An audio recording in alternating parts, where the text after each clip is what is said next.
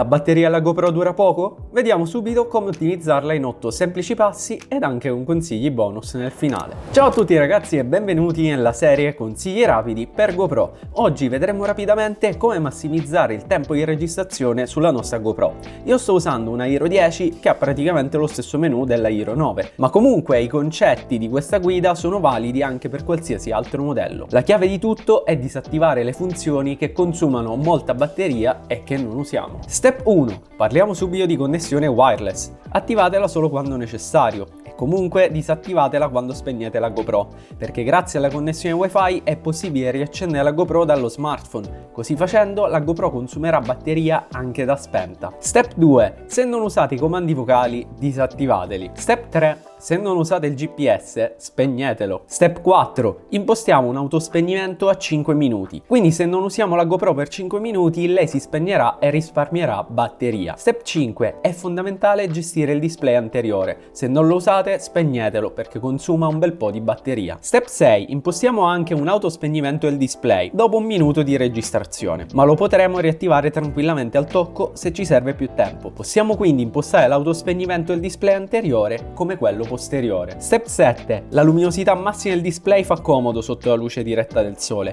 ma se registrate in ambienti con meno luce potreste pensare di abbassare la luminosità all'80% o a valori più bassi se le condizioni ve lo permettono. Step 8. Parliamo delle modalità video. Inevitabilmente le risoluzioni più alte ed i frame rate più alti consumano più batteria, quindi non vi dirò di registrare in 1080p per ottimizzare il tempo di ripresa. Dovete continuare a registrare con le impostazioni che preferite, però è giusto che sappiate che se non vi cambia molto fra il 5K e il 4K, sicuramente converrà scegliere il 4K dal punto di vista del consumo energetico. Se poi registrate dal cavalletto, potreste disattivare anche la stabilizzazione, ma per le riprese in movimento naturalmente conviene sempre tenerla attiva. Ma se dopo tutti questi consigli non siete disposti a scendere a compromessi, vi propongo le soluzioni alternative. Usate un power bank per registrare tutto il tempo che volete e dovete sapere che potete registrare con il power bank anche senza batteria. Un'alternativa invece può essere quella di acquistare la batteria GoPro Enduro, che garantisce un'autonomia extra rispetto alle batterie standard. Oppure potreste acquistare l'accessorio Volta,